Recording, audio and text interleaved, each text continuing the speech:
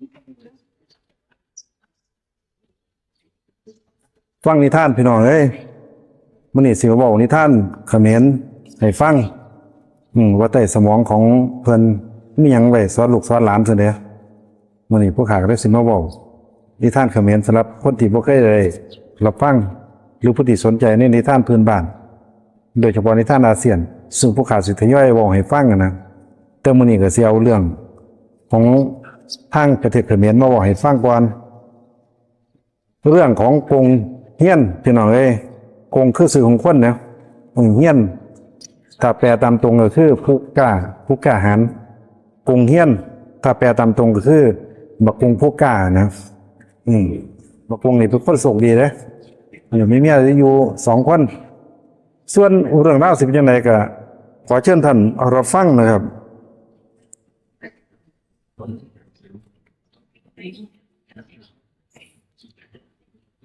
เรื่องกงเฮียนพี่น้องเอ้ยนิทานของเขมรเป็นเรื่องเว้าแต่โดนมาหมู่บ้านอยู่กลางป่ามีชายหนุ่มเมีย2คนนายกงสื่อของผัวตัวเขาเป็นคนทะนงโอ้อวดทะนงตนบ่ยอมไผที่ผ่านมานั่งเอื้อมเป็นเมียใหญ่นั่งอยู่ได้เป็นเมียร้องซะเนี่ยอยู่กันแบบพี่น้องร่วมแค่ข้าหลังเดียวกันมือหนึ่งนายกงได้จึงบอกให้เมียทั้งสองสั่งให้เมียเตรียมของซะเนี่ยบอกทั้งสองสิพาไปฝ่ายเมียจังได้ถามสิไปเยี่ยมยามญาติฝ่ายใดหลายว่าซั่นว่าสิไปเยี่ยมยามญาติฝ่ายใดนายกง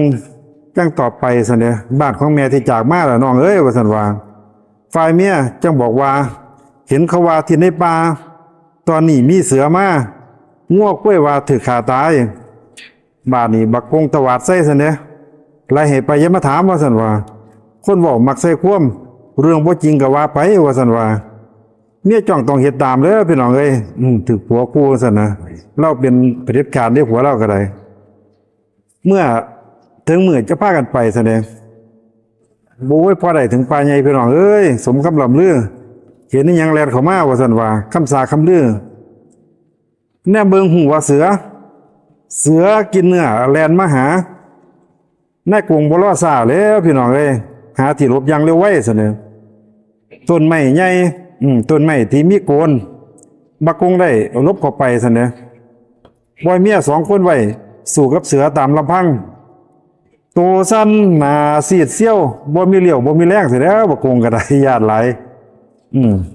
ย่านเสือจนเบิดแห้ง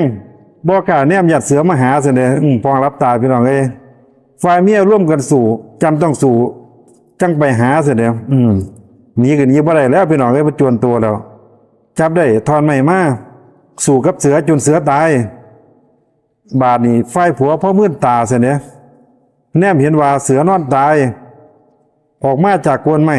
ห้องโวยวายจับไม้ตีทางปากก็บอกว่าสมน้ำหน้าเสือตัวนี้ว่าซั่นว่าทางผัวพ่อใดที่จับไม้ตีที่เสือตายนั่งเอื้อมจังว่าซะเนี่ยอสิบ้าไปบ่นั้นตอนที่ว่าพวกฉันสู้กับเสืออ้ายบ่มาว่าซั่นว่าบักกงตวาดใส่ซะเนี่ยบอกให้ไปหาไม้มาว่าซั่นว่าอย่าเรื่องมากเด้อว่าซั่นว่าบอกให้ไปหาไม้มาเอาเสือกมัดที่ขาแล้วจังพาหามเสือไปซั่นเด้อพอไปถึงหมู่บ้านพวกชาวบ้านต่างมาหาบักกงแกล้งว่างทาซะเด้อมือกว่าเด็กหน้าบึ้งตึงย่างว่นเจ้าเสือใหญ่ใส่ขาเตะเฮ็ดแข็งขึงชาวบ้านต่างตะลึงให้ฉายาบักกงเฮียนซะเนี่ยคำว่าเฮียนคือผู้กล้าจนได้ว่าล่ำลือไกลซะเนี่ยจนได้ว่าล่ำลือไกลเรื่องที่ฆ่าเสือตายเจ้าเสือตายพอบักกงว่าซั่นว่าล่ำลือถึงพุ่นแล้วพระราชาพี่น้องเอ้ยกำลังว่าต้องการคนฆ่าศึกระดมพลเฮ็ดสงครามเพื่อยึดเมืองซะในบาดนี้สั่งให้พวกทหารให้นำสารมาบอกบักกงเฮียนแล้วว่าซั่นว่าสร้างไปให้ฮู้เรื่องให้บักกงเฮียนไปเป็นนายกองซะเด้ให้นำทัพออกไปสู่ให้มันฮู้คนทั้งผองกงเฮียนเป็นนายกอง ออกขับสู่ตามบัญชาเสร็จเลยพี่น้องเอ้ยบัดนี้พอต้องหูข้าวเสร็จแล้วพี่น้องเอ้ยเศร้าหมองแล้วว่าล่ามือแขนขาตัวเสียดเสี้ยวเสร็จเนี่ยตัวเปล่าแล้วเหล่าเปรี้ยวลึกษาไผกับบ่มีแล้วพี่น้องเอ้ยสิบอกกับเมียฟังกับญาติเสียศักดิ์ศรีนะหันหน้าและหันหลังลุกนอนนั่งอยู่หลายที่เผาปลาอาหารมีกินบ่ได้จนเบิดแห้งเสียแล้วบ่คงก็ได้เมียเห็นจังแปลกใจซะเนี่ยผัวคือได้เป็นแบบนี้แปลกใจเมื่อใดที่ถามผัวนี่เกิดเรื่องใดว่าซั่นว่าทางผัวจังบอกว่าพระราชาท่านทรงให้ตัวเขานี่ออกไปสู่ข้าศึกที่เขามาว่าซั่นว่าสิหนีก็บ่กล้าแล้วพี่น้องเอ้ยย่านเมียนี่บ่ปลอดภัยว่าซั่นว่าถ้าไปก็คือตายบ่มีทางได้กลับมาแล้วว่าซั่นว่าเมียว่าย่านเฮ็ดหยังลุกนอนนั่งให้เศร้าสาว่าซั่นว่าพวกฉันขออาสาไปกับบ่ายตายพร้อมกันว่าซั่นว่าบ่ได้ถึงมือเมื่อมาถึงพี่น้องเอ้ยกงเฮียนจึงเข้าไปหาเสียเด้ถึงมือเมื่อมาถึงกงเฮียนจึงเข้าไปหากราบทูลพระราชาเพื่ออาสาพาทัพไปเสียเด้สร้างม้าและทหารพวกเขานั่นต่างความใจพี่น้องเอ้ยโห่ห้องเพื่อเอิ้นขวัญเสียเด้สร้างม้าและทหารพวกเขาต่างความใจกันโห่ห้องเพื่อเอิ้นขวัญเสียงกึกก้องปัตตภีเสียเด้กงเฮียนทึ่งหลังสร้างยินเสียงตั้งทหารนี่หาได้ที่สิมีกำลังใจเพิ่มขึ้นมาแล้วพี่น้องเอ้ยนั่นมันบุกจิยานเนาะจำใจต้องพาทัพย่างออกไปซะแล้วจนต้องไปประจันหน้าข้าศึกตั้งแถวมาร่วมสร้างมานับหมื่นพันซะแล้วบักกงเฮียนญาติจับใจหาสิ่งใดมาเปรียบปานมือไม่ขากระสันสร้างซึ่งนั้นว่าเข้าใจแล้วพี่น้องเอ้ยขาสั้นพอพับทั้งข้อสร้างบาดีมือขาสั้นสร้างซึ่งนั้นว่าเข้าใจนึกว่านายสั่งสู่กระดิกหูใสออกไปซะเนี่ยสร้างมาทหารได้ถ้ากันไรไปพร้อมกันเสร็จแล้วบาดนี้บักกงเฮียนอยู่ทั้งข้อสร้างพี่น้องเอ้ยกงเฮียนทั้งข้อสร้างยาล้วนล้านขี้เหี่ยวไหลซะเนี่ยก้มหัวรบลงไปปล่อยให้เมียสู่ฟาดฟันซะเนี่ยเมียอยู่ข้างหลังนะทหารที่ตามมาพากันว่าเข้าซอยกันซะเนี่ยพากันร่วมเข้าซอยกันข้าศึกยังบ่ทันได้ตั้งตัวญาติล้วนล้านเสร็จแล้วพี่น้องเอ้ยแปลกใจแม่ทัพนี่ว่าซั่นว่าจิตใจมีช่างกล้าหาญพึกเหิมโจรทะยานบ่หวั่นเกรงในความตายว่าซั่นว่าฝุ่งมาอย่างบ้าคลั่งเรียบดังพวกอสูรร้ายข้าศึกจึงเปลี่ยนใจซะแล้วพี่น้องเอ้ยถอนกำลังหนีกลับไปซะเนี่ยโอ้มันบ่ธรรมดาแล้วบักนี้ว่าซั่นว่าเข้ามาบ่ทันได้ตั้งตัวสู้เลยว่าซั่นว่าแตกทัพจนแพ้พ่ายแม่ทัพใหญ่กงเฮียนนั่นซะเนี่ยกงเฮียนเห็นดังนั้นสตินั่นขึ้นกลับมาพี่น้องเอ้ยแม่ทัพที่เกี้ยงข้างซะเนี่ยเห็นทุกอย่างที่ผ่านมาจังถามบักกงเฮียนว่าซะเนี่ยจังถามกงเฮียนว่าบ่เห็นเจ้าเฮ็ดอันใดได้แต่หลบข้อสร้างญาติล้วนล้านขี้เหี่ยวไหลกงเฮียนจังตอบไปซะได้บักกงข้าศึกได้ฟันเข้ามาจึงก้มหัวหลบลงบ่ให้ข้อหลุดจากบ้าว่าซั่นว่าขี้เหี่ยวที่ไหลมาข้าต่อว่าให้เข้าใจว่าซั่นว่าข้าศึกทำศึกคือการใหญ่เรื่องใดๆบ่สำคัญขี้เหี่ยวหักบทนั่นอย่าให้มันเสียเวลาเฮ็ดได้พร้อมๆกันคือขานั่นยิ่งหนักหนาส่วนเจ้าใช้เวลาเพื่อศึกษาให้ชำนาญว่าซั่นว่าสอนทหารขึ้นสิได้บักกงก็ได้เมื่อเสร็จศึกเสร็จแล้วพี่น้องเอ้ยเสร็จศึกจังกลับมาพระราชาประทานให้เงินทองอีกมากมายพร้อมยศใหญ่ให้กงเฮียนซะเด้เย่อยิ่งทะนงตนนึกว่าตนเก่งเกินไผบ่ฟังคำเสียงไผแม่เมียหักทั้งสองคนเวลาเริ่มหมุนผ่านพ่อบ่นานมีเรื่องใหญ่แม่น้ำที่คนใส่พายเรือไปออกหาปลาลงน้ำออกสัญจรคือเก่าก่อนที่เคยมามีแข่หนีเข้ามาไฟเคียนขาทุกคนซะเนี่ยดำทะมึนปานขอนไม้แข็งแกร่งได้ดุดหินผาพบดาน ในท่าล่าเงียบสนิทบ่เห็นตัวซะเด้แค่หายนะเห็นเหยื่อพุ่งทะยานเข้าร่วมรั้นประชิดโตวทุกคนระวังตัวจนบ่กล้าเอาลงท่าล่าซะเด้เดือดร้อนถึงพระราชาเด้อพี่น้องเอ้ยบัดนี้มีบัญชาถึงกรุงเฮียน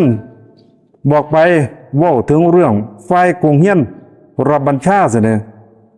กลับมาพอถึงบ้านกรุงเฮียนนั่นบอกเมียว่าคงได้ถึงเวลาฉันต้องลาจากเธอไปว่าซั่นว่าคงได้ถึงเวลาแล้วล่ะเอ้ยว่าซั่นว่าให้พวกเจ้าหักกันแพงกันเด้ออยู่สองคนนี่ว่าซั่นว่าอ้ายคือสิเบิดบุญแล้วล่ะว่าซั่นว่าสิบ่ไปก็ย่านถูกฆ่าซะแล้วพี่น้องเอ้ยคัดขืนย่านถูกฆ่ารวมทั้งว่าเมียน้อยใหญ่ซะเด้อ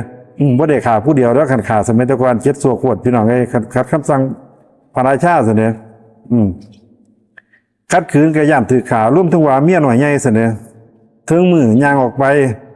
เมียน้อยใหญ่จังย่างตามซะเด้อชาวบ้านเมืองหูข่าวชาวบ้านเขาย่างมาถามซะเด้อพากันออกมาตามเพื่อมาเบิ่งเห็นกับตาซะเด้บักกงมันเก่งแท้อีหลีบอกว่าซั่นว่า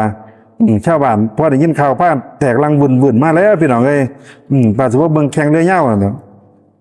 กรุงเฮียนย่างออกไปแต่ว่าอยู่หม่องหันมันมีต้นไม้ใหญ่เกิดคู่กันซะเด้ต้นไม้ใหญ่เกิดคู่กันอยู่ที่หม่องลำธารถอดเสื้อผ้าห้องลาเมียซะเด้ถอดเสื้อผ้าได้กระโดดน้ำตามซะแล้วพี่น้องเอ้ยเมียจ๋าลาก่อนว่าซั่นว่าบัดนี้แค่ใหญ่ในลำธารเห็นเหตุการณ์อยากกินเนื้อซะเนี่ยโอ้โหกูคือโชคดีแท้ว่าซั่นว่าบักแขว่าเด้พุ่งไปหวังอับเหยื่อติดต้นไม้เกิดคู่กันซะเด้บักแขถึงข้าวซวยนะดิ้นพล่านคือสิโคนต้นอวนเอ็นกิ่งก้านสั้นแห่งดิ้นโตของมันคือแห่งขันแห่งแน่นไปซะเด้กรุงเฮียนบักกงโผล่ขึ้นมาซะเด้เมื่อเห็นว่าโตบ่ตายแนมไปที่ต้นไม้เห็นแขใหญ่ใกล้สิตายซะเด้ ชาวบ้านที่มาเบิงพากันกลูเข้ามาใกล้จับได้เอาทอนไม้บ้างใส่มีดบ้างขวนฟันซะเด้แขตายขาดหายใจกรุงเฮียนได้เฝ้าห้องหามซะเด้แกล้งเฮ็ดเป็นหามปรามบอกอย่าฆ่ามันให้ตายตัวกูอยากจะเป็น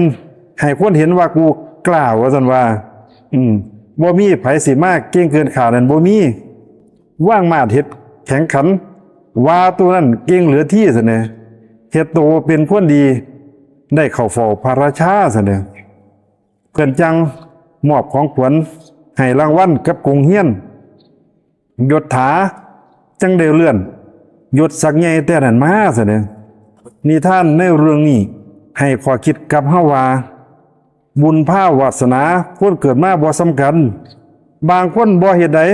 ยศถาใหญ่มีเงินล้านบางคนมักเฮ็ดงานเงินบ้านนั้นกลับบ่มีบางคนมีเงินหลายลำบากใจพอมั่งมีหากเฮาเป็นคนดีกับมีสุขทั้งกายใจเสียแล้วพี่น้องเอ้ยความสุขทั้งกายใจมันบ่ได้ขึ้นอยู่กับความร่ำรวยอย่างเดียวนะครับหรือว่าความยากจนมันอยู่ในใจของเฮาสำหรับวันนี้ผู้ข่าก็แล้วนิทานถ้าเขมรกับพอคิดมาบอกให้กับ FC ให้พ่อให้แม่ให้พี่ให้น้องผู้ที่เขามารับฟังนิทานหรืออยากฟังนิทานของคนอีสานนะครับก็ขอขอบคุณสำหรับท่านที่เขามารับฟังก็ขอขอบคุณสำหรับท่านที่เขามาSubscribeกดไลค์กดแชร์รวมทั้งกดกระดิ่งผู้ขาดที่เสาก็สิขอขอบคุณหลวงหน้าอย่างสูงนะครับครับผมสวัสดีครับ